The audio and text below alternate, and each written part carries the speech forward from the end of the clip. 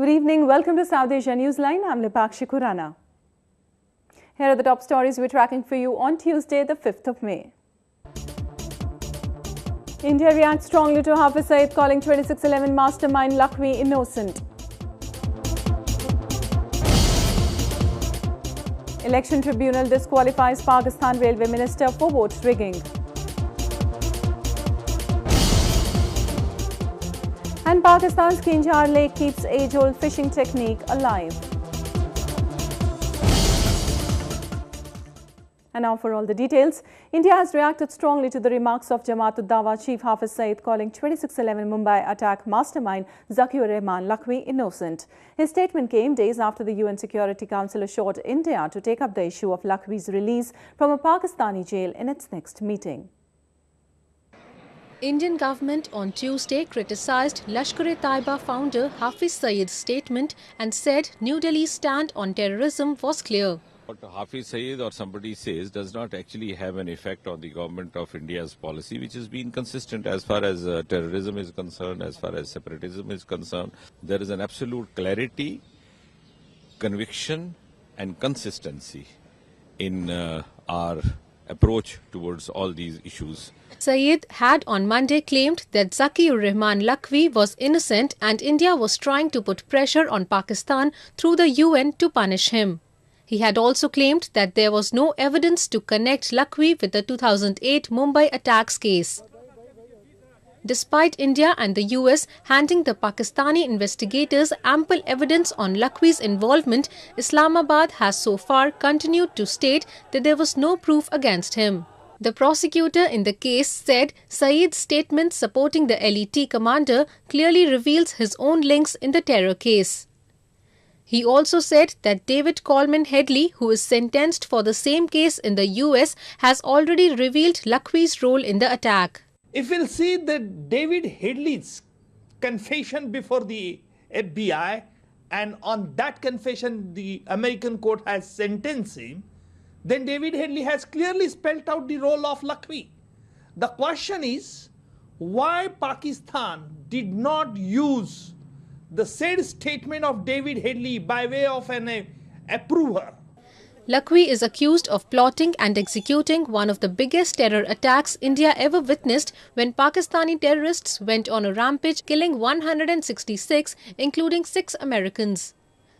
Lakhvi, along with 6 others, was arrested in Pakistan a month later. The lingering trial process in the case has, however, made little progress in past 7 years, resulting in Lakhvi getting bail despite strong opposition from India. The peace talks between Afghan government and Taliban forces bred little progress after the two sides agreed upon certain agreements.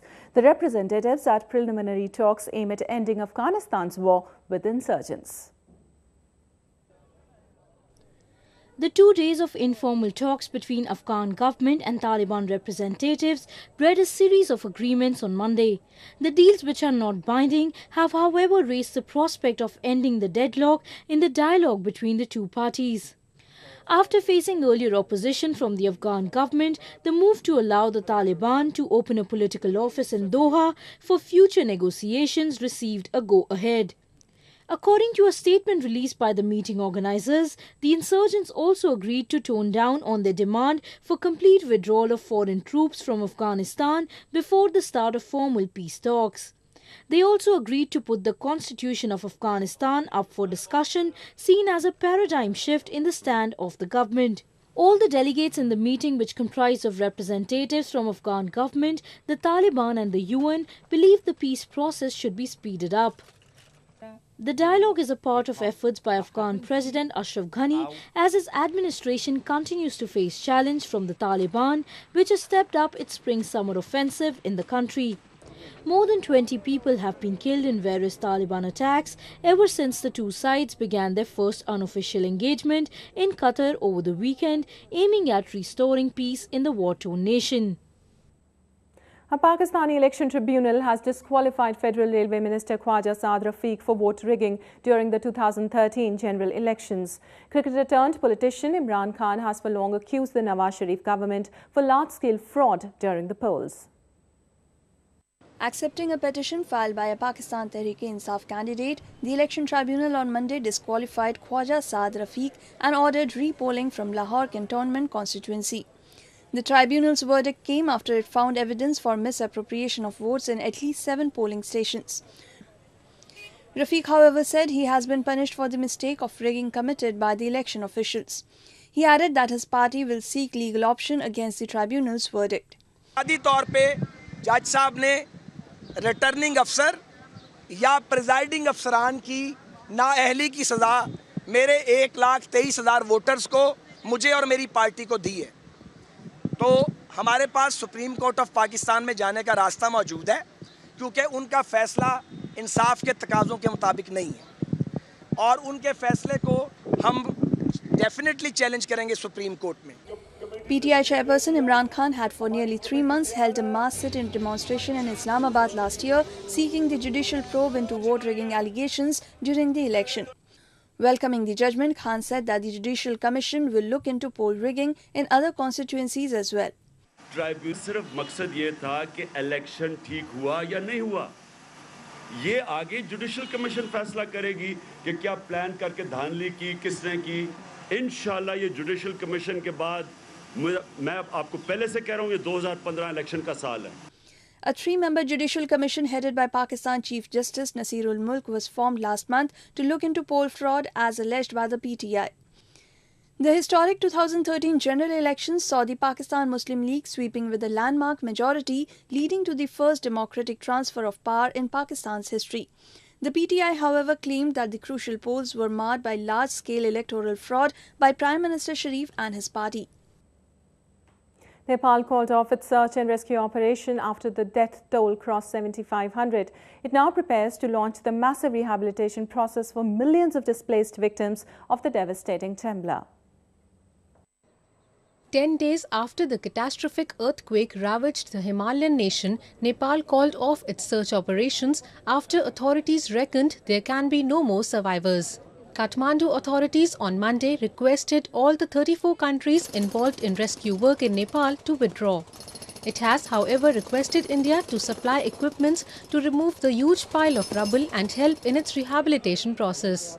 Nepal's foreign ministry said that up to 10,000 people could have been killed in the earthquake.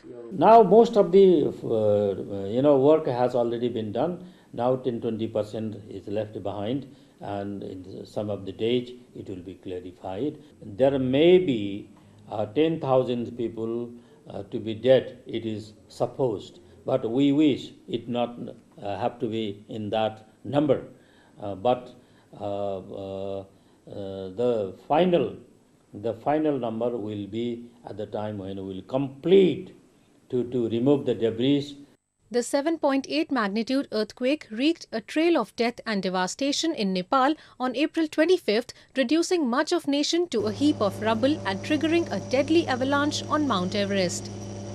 India, which was one of the first countries to respond with assistance, launched its largest ever relief operation on a foreign soil. So far, up to 7,500 people have been confirmed dead, including 41 Indians and at least 14,355 others injured. Nepal thanked India for its prompt help and said the reconstruction of the land would be the next big challenge. It is a continuous process, you see. When the rescue work is finished, then it is started the relief works. After that, the reconstruction, regeneration and reviving process will be on. And to revive a monumental city is a big thing, big challenge. Following the joint EU-UN mission to Nepal, the European Commission on Monday pledged an extra $18.5 million in relief effort. UN agencies like the World Food Programme are striving to reach the interiors of Nepal in the Sindhu Palchok district and feed people there. Various international organizations are also providing aid to people of the heritage town of Bhaktapur, which has now been reduced to ruins. According to the UN, 8 million of Nepal's 28 million population has been affected by the quake, with at least 2 million people needing tents, water, food and medicines for the next 3 months. In the times when fishing industry has progressed to imbibe modern techniques, here's a village that upholds the traditional ways. Let's take a look at how these fishermen earn their living. Located 75 miles from port city Karachi, it might be one of Pakistan's biggest freshwater lake. But for the inhabitants of the Thatta district, the Kinjhar Lake is no less than a source of living. These set of men leave their homes in the nearby Soneri village early in the morning. Carrying huge brass containers, they begin work to catch fish in a unique way using floating pitchers. The traditional technique found only in this water body, also called the Kalri Lake, has been maintained by this community for decades now. While balancing on the pitchers, the fishermen throw their nets into the water until they get their catch, which they later put in the same container. They said they were proud to uphold the age-old technique not found anywhere else in the world. ये है तो काम बहुत मुश्किल, लेकिन हमारे को एक इस बात पे फख्र भी है कि सोनेरी गांव के अलावा और दुनिया में कहीं भी, दुनिया के किसी मुल्क में भी ये नहीं, मटका जो है उस पे शिकार नहीं हो रहा है। ऐसा झील है अगर इसकी मच्छी को हिफाजत में दिलवाया जाए तो एक साल से दूसरे साल तक अरबों रुपया मालियत की बड़ी मच्छी की खुराक मुल्क को देने की ये झील हैसियत रखता है। Kinjhar Lake has been declared a Ramsar site and a wildlife sanctuary which provides a favorable habitat for winter migratory birds and over 48 species of fish. It also plays a substantial ecological role in the functioning of the Indus River. The water body is endowed with natural resources consisting of the associated fauna and flora. With a total of 800 crafts operating here, fishing is the main source of livelihood for the surrounding areas. Around 40,000 people are dependent on it in one way or the other. Kinjhar Lake is also a popular tourist resort for people of the Sindh province. It was a splendid display of lights and colours. As Sri Lanka got soaked in the teachings of Lord Buddha, the day was marked by giving prominence to spiritual purification. Take a look. Sri Lanka got immersed into celebratory mood on the annual Vesak festival amid great fervour. Thousands from across the country gathered in Colombo on Monday to mark the biggest day in the Buddhist calendar, which commemorates the birth and nirvana of Lord Buddha. Celebrated on the full moon day in the month of May, Vesak is one of the biggest religious and cultural festivals of the island nation, where majority of the population is Buddhist. With over 30 ornate tents spread all over the capital city, Colombo became a canvas beautifully decorated with lanterns, lights and Buddhist flags.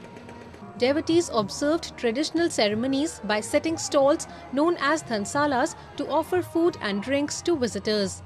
They prayed for peace and joy in the year ahead.